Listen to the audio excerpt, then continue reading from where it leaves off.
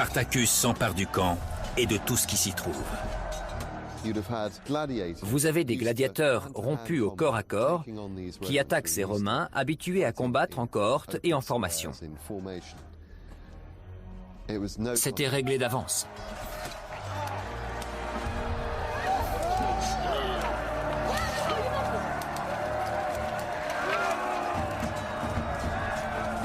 À partir de ce jour, la simple évasion devient une rébellion.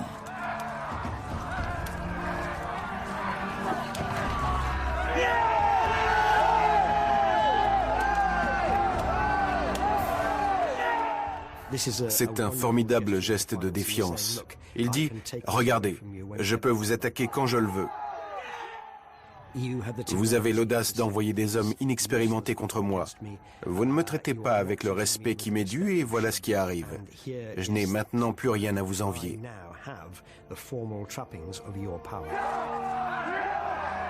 Ce qui s'est passé sur le Vésuve constitue un message.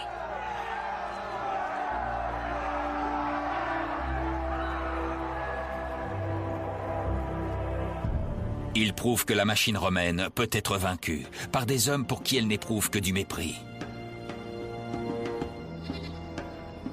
À mesure que le bruit se propage, il gagne le cœur des esclaves de tout le sud de l'Italie.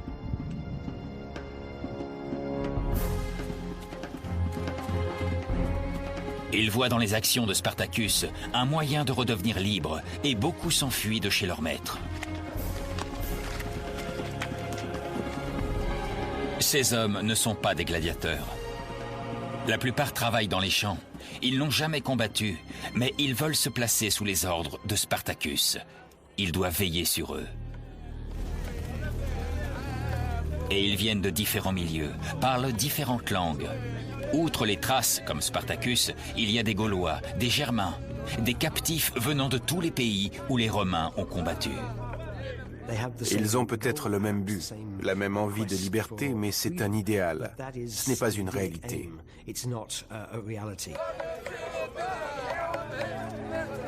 C'est à Spartacus d'affronter la réalité. Ils sont en fuite. Il leur a dit, on va rester ensemble. Il y aura une discipline, on pillera la campagne pour tous nos besoins. On combattra les Romains et on gagnera. Spartacus, l'ancien esclave, est devenu un chef. Et il mène à présent une guerre. Il sait que dans une bataille ouverte, Rome les balayerait. Un groupe d'insurgés contre la superpuissance du monde n'a aucune chance. Il doit mener une campagne de guérilla. Spartacus est maintenant en fuite depuis des mois. Les milices romaines vont continuer de le traquer. Toutefois, il sait comment déjouer leur tactique. Spartacus n'a pas vraiment d'autre choix que de livrer ce type de combat. Ils attaqueront quand on ne les attend pas, là où on ne les attend pas. Un rapport indique qu'un jour où ses troupes ont été acculées par les forces romaines, Spartacus a attendu la nuit et il a ordonné que les cadavres soient attachés à des piquets plantés en terre. De loin, ils ressemblaient à des sentinelles. Spartacus a profité de l'obscurité pour évacuer ses hommes. Ce n'est qu'à l'aube que les Romains ont réalisé qu'ils avaient assiégé un camp déserté. Par son ingéniosité pour déjouer les plans de ses ennemis, Spartacus montre un talent bien plus grand que celui qu'on pourrait attendre d'un esclave, fût-il gladiateur. Il excelle dans ce qu'on pourrait qualifier de guerre non conventionnelle et même, dans une certaine mesure, de guérilla.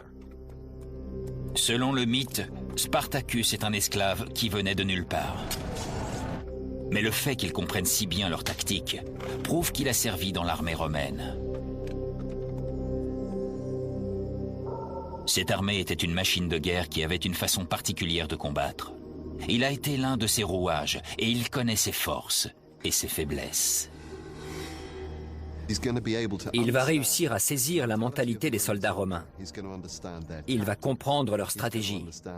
Il va comprendre leur équipement et apprendre à s'en servir contre eux.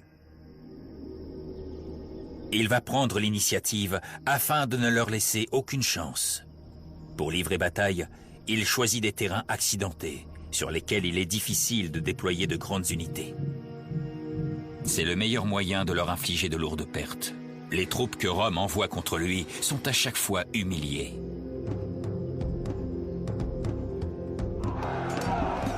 Avec chaque Romain qu'il tue, chaque esclave qu'il recrute, Spartacus se sent plus fort. Mais son armée est-elle en mesure de rivaliser avec la machine de guerre romaine ?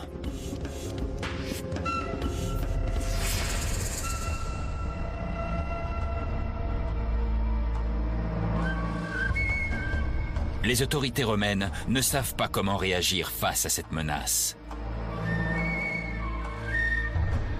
Le fait que ces esclaves se soient rebellés est surtout mortifiant. Les grands généraux et leurs légions sont à l'étranger, en quête de gloire. Aucune n'est prête à rentrer pour s'attaquer à ce problème. Tout d'abord, si les généraux ne se pressent pas pour venir régler cette affaire, c'est parce qu'ils n'ont aucun laurier à tirer de la défaite d'un esclave. Il y a de l'honneur à vaincre des armées étrangères. Mais à ce stade, Spartacus est très loin d'avoir une telle importance.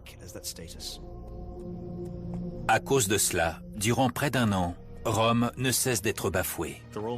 Rome envoie de nouvelles armées contre lui, et chaque fois, elle prend un peu plus la mesure de la menace, mais jamais assez. Durant les mois qui suivent l'évasion, Spartacus met en fuite et défait toutes les forces envoyées contre lui.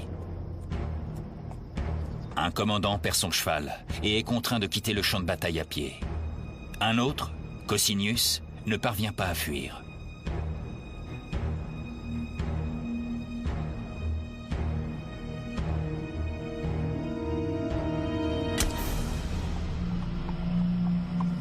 L'hésitation de Rome, son incapacité d'agir de façon décisive, offre à Spartacus une chance.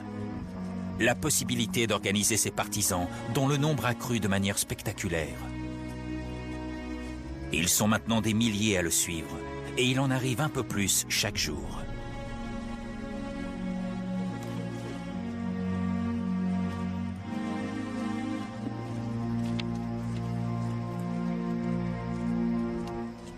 Certains disent qu'il y a des hommes et des femmes avec lui.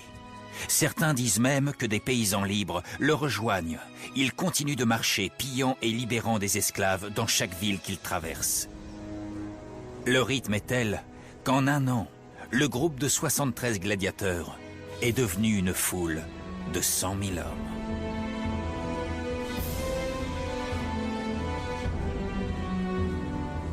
Ce qui a incité les gens à se rallier à Spartacus est le rêve de la liberté. Chaque succès les a rapprochés un peu plus de ce but. Mais il ne leur offre pas seulement un rêve.